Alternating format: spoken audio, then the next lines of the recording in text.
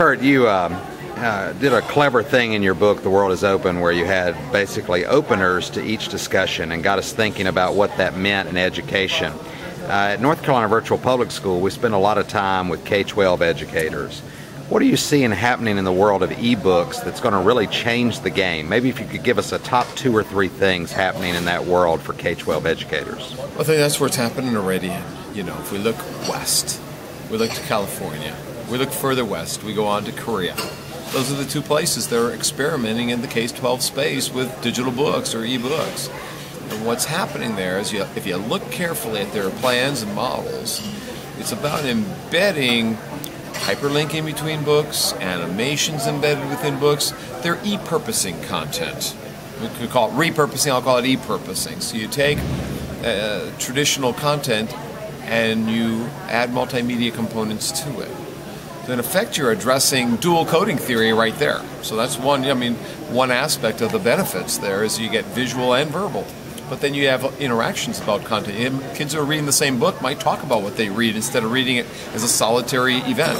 It's a second benefit. We can go back to learning theory there too and looking at the social constructivistic nature of books.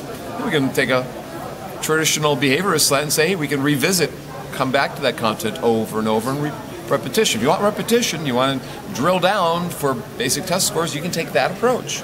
If you want to enhance and augment one's thinking, extend beyond their working memory, you can take that approach.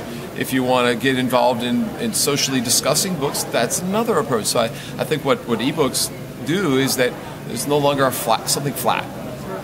The world is no longer flat. It's open, you know, because it should be a page through content, but we can click and enhance and revisit and share and comment and rate, and the prices come down. The portability goes up.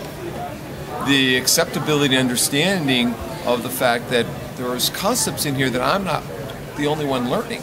There are thousands upon thousands of other kids across North America and maybe other places around the world that are also struggling at times, having successes as well, and maybe we can create communities about what we used to be called book learning. We have this now digital e-learning that is a joint effort that has many paths to success.